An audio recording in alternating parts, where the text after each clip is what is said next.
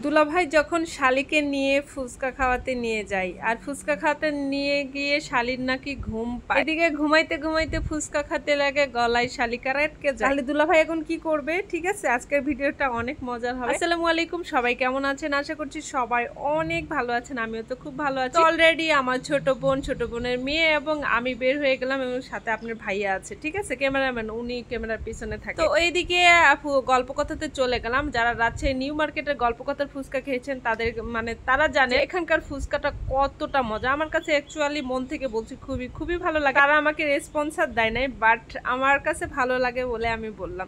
ঠিক আছে, তো অলরেডি বসে গেলাম। যাই, এটা ডেকোরেশনটাও ভালো লাগে, উপরে ছাদ না, একদম হাওয়া বাতাস। আর এদিকে বসে পড়লাম খাওয়া দাওয়ার জন্য। আর ফুচকা খাওয়ার জন্য বসে পড়ে শালিকা দেখেন ঘুম পায়, এত ঘুম পায়, লাস্টে ঘুমাইতে ঘুমাইতে দেখেন সামনে ফুচকাই চলে এসেছে।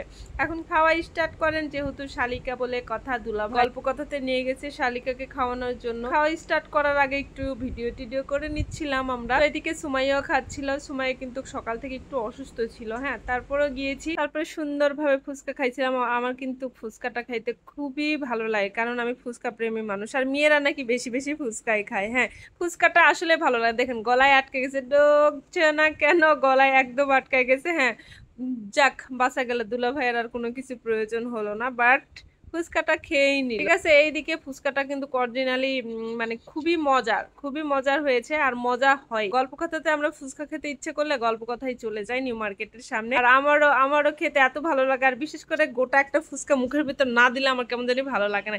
এদিকে শালিকাও গোটা ফুচকা মুখের দিয়ে খাইতেছে, এদিকে শালিকার মেয়েও খাইতেছে, আর দুলাভাই হলো ভিডিও করতেছে।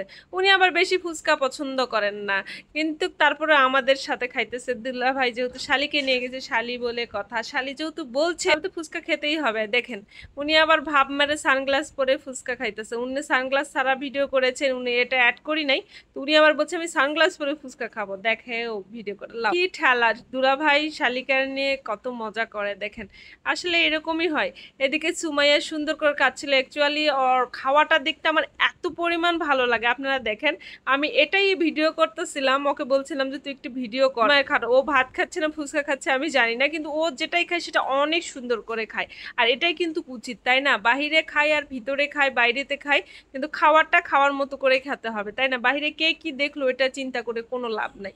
আমি খাবো কেমনে স্বস্তি পাবো সেভাবেই খেতে পারবো। ঠিক আছে, তো আজকে আমরা ফুচকা খাই একদমই মজা পাইলাম। আর সন্ধ্যা লেগেছে যে হয়রান হয়ে গেছে বেচারি ফুচকা খাইতে খাইতে, বুঝছেন, এইরকম একটা ব্যাপার। আসলে ও সকাল থেকে একটু অসুস্থ ছিল, তো তাই শরীরটা এরকম লাগতেছে। হ্যাঁ, তো ফুচকা খেয়ে গল্প করছিলাম, আর গল্প করতে করতে ভিডিও করছিলাম। উপরের ভিডিও, নিচের ভিডিও, মানে উপরে ছাদের ভিডিও। ঠিক আছে, তো এদিকে ও ফুচকা খায়, মা মেয়ে দুজনে হয়রান হয়ে গেছে। আমি বলছি আর কি খাবি? দুলাভাই বলছে আর কি খাবা তোমরা? বলছি যে না, এখানে শেষ করি। তো আমরা নেমে যাচ্ছিলাম টুকটুক করে, আর সুমাইয়া একাই নামবে, কি সাহসী বলেন। তো আজকের ভিডিওটা এই পর্যন্ত। সবাই ভালো থাকবেন, সুস্থ থাকবেন, আল্লাহ হাফেজ, টাটা, বাই বাই। ওকে।